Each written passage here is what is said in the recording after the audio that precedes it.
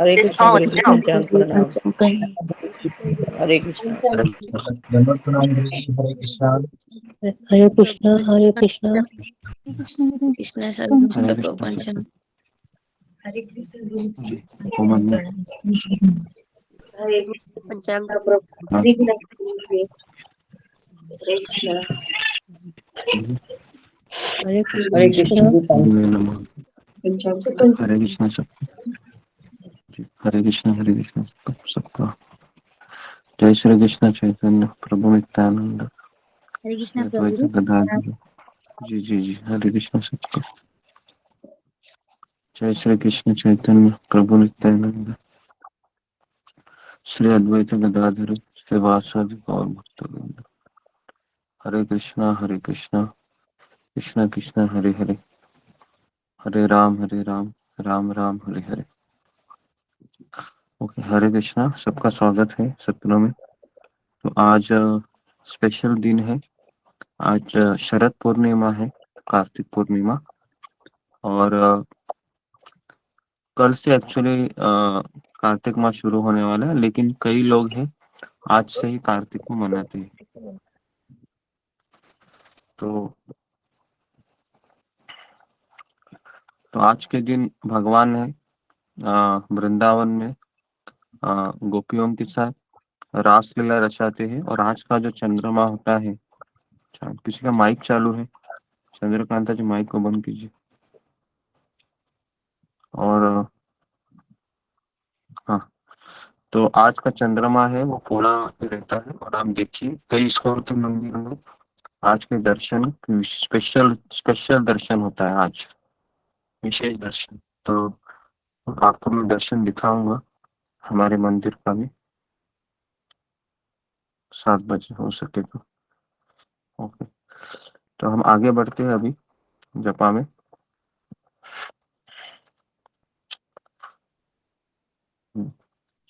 हाँ, हरे कृष्णा गुरु जी, पंचांग प्रणाम। जी जी, हरे कृष्ण सबको मेरा भी। ओके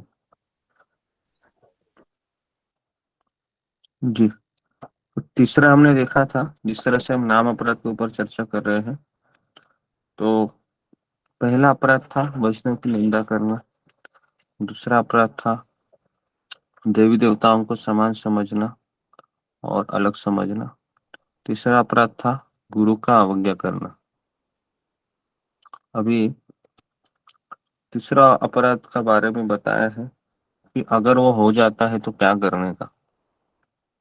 तो यहाँ पर बताया है कि in if due to passion और ignorance a disciple offended his guru, अगर रजोगुण और तमोगुण में आने के कारण अगर गुरु का अपराध शिष्य करता है तो ही शुड रिपीट पीटियसली, उसने पश्चाताप करना चाहिए। ऑफर दंडवत, प्रणाम करना चाहिए। एंड बेग फॉर फॉरगिवनेस, और फॉरगिवनेस मतलब माफी मांगना चाहिए। The affectionate Guru will forgive the disciple and engage him in devotional service.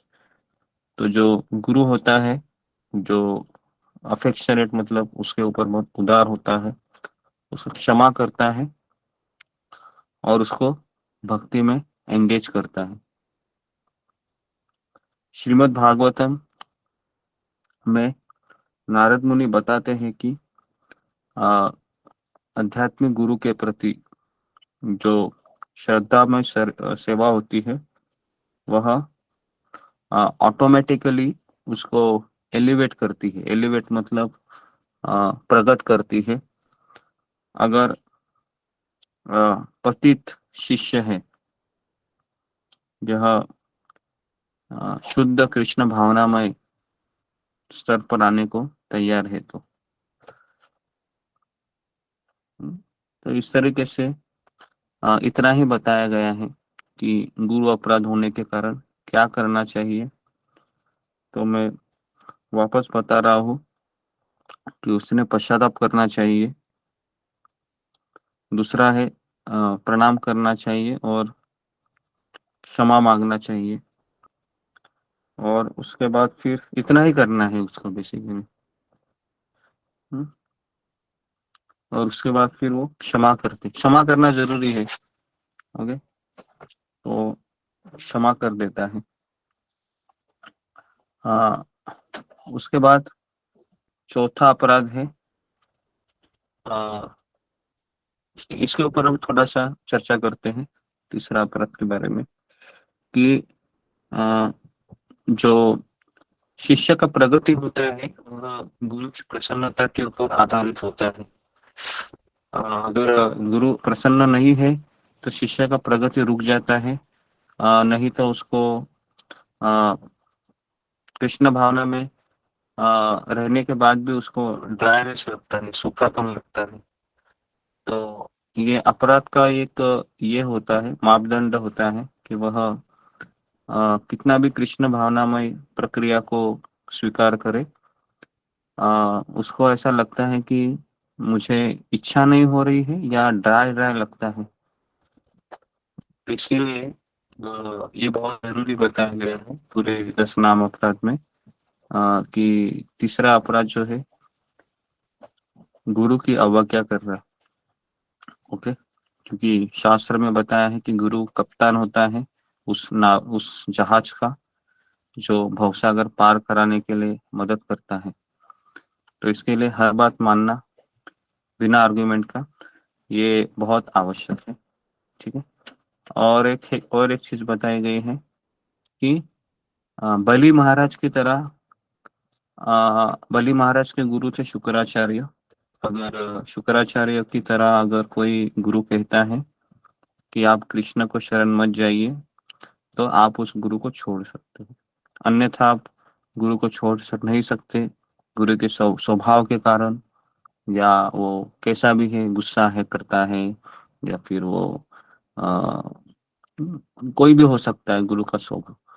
तो एक बार रातारात महाराज को प्रश्न पूछा था कि कब तक हम गुरु को फॉलो कर सकते हैं। तो उन्होंने भी यही जवाब दिया था महाराज ने, कि जब तक गुरु आपको ये नहीं कहे कि भगवान को शरणागत नहीं होना चाहिए, है ना, तब तक हमें उसका आज्ञा का पालन करना चाहिए। तो ये बहुत थीन लेयर है। जो तीसरा अपराध है आध्यात्मिक गुरु, और हम शील प्रभुपाद लीलामृत में भी यही चीज को देख रहे हैं कि शील प्रभुपाद ने भी अपने वैयक्तिक जीवन में भगवान कृष्ण की आराधना नहीं की ज्यादा, उन्होंने गुरु का ही आराधना किया, और इसलिए उसको कृष्ण मिले उनको। तो ये एक थीन लेयर है, कई लोग भूल जाते हैं, क्योंकि लोगों को लगता है कि हाँ मैं कृष्ण भक्ति कर रही हूँ, कृष्ण का नाम ले रहा हूँ, तो मुझे कृष्ण मिल जाएंगे, मैं गुरु को बाईपास कर देंगे हम। लेकिन यही हम भूल है, कई जन्म करते आए हैं, और इस जन्म में भी अगर यही भूल हम करेंगे तो फिर वापस कृष्ण हमको अगला चांस देंगे, क्योंकि कृष्ण सर्टिफिकेट चाहते हैं, और सर्टिफिकेट के बजाय पर्ची चाहते हैं, पर्ची। तो पर्ची ये जब कृष्ण के पास जाती है राधा रानी लेके, क्योंकि राधा रानी ये भक्ति का लादिनी शक्ति है, और राधा रानी का कनेक्शन गुरु से होता है, और वह गुरु की भावनाओं को समझती है, और फिर राधा रानी कृष्ण को कहती है कि ये जो डिवोटी है, भक्त है, ये कई दिनों से सत्संग कार्यक्रम में आपके आते हैं ऑनलाइन, तो सेवा सब करते हैं, तो आप इनको स्वीकार कीजिए। तो इस तरीके से फिर भगवान श्री कृष्ण उसको फिर एजेंट को भेजते हैं कि जाओ उस जीवात्मा का हो गया है, क्यों हुआ है, राधा रानी से रिकमेंडेशन आया है। और फिर भगवान श्री कृष्ण उस जीवात्मा को लेने के लिए वैकुंठ यान या गोलोक वृंदावन का यान भेजते हैं, और इस तरीके से वो जीवात्मा भगवत धाम आ जाता है। और इसके लिए 4 चीजें बहुत जरूरी है। पहला चीज है विनम्रता। विनम्रता के पहले कृतज्ञता आती है, अगर आप किसी के लिए कृतज्ञ हो तो आप हमेशा उस व्यक्ति की बात मानोगे। कृतज्ञ होना ये बहुत जरूरी है। कृतज्ञ कृष्ण से तो होना ही है, लेकिन कृष्ण से ज्यादा जो भक्तों का सत्संग है, जो गुरु है, उससे होना ज्यादा आवश्यक है। तो इसलिए जब तक हम गुरु भावना भावित नहीं होंगे, हम कृष्ण भावना भावित नहीं हो सकते। तो ये कई बार हमने बताया है, श्रील प्रभुपाद भी यही फॉर्मूला को लेके चले थे। और अभी कार्तिक महीना शुरू हो रहा है ना। तो मेरा आपसे अनुरोध है कि पूरा 1 महीना आप ये मॉर्निंग प्रोग्राम को अटेंड कीजिए, अगर आप कार्तिक का फल चाहते हैं, क्योंकि ये बहुत पवित्र महीना है कार्तिक में, जो आज से शुरू हो रहा है। तो कदापि आप ऐसा आप संकल्प कीजिए कि मैं कम से कम खाऊं, तपस्या करूं और मैक्सिमम माला करूं, जिससे मुझे बहुत ज्यादा बेनिफिट मिले और मेरी अनर्थ निवृत्ति तुरंत जल्दी हो। तो इसके लिए आप इसको चीपली मत लीजिए। कार्तिक महीने को कम से कम 1 महीना चलेगा ये, तो 8-9 तारीख तक रहेगा। तो आप अपने आप को टाइम टेबल बनाइए, रात को जल्दी सो जाइए 10 बजे और सुबह जल्दी उठने का प्रयास कीजिए। ओके, तो पहला हो गया कृतज्ञता। दूसरा है सहनशीलता। भक्ति में सहनशीलता इसलिए जरूरी है क्योंकि हम सभी बद्ध जीव है, हम भगवान का भक्ति कर रहे हैं।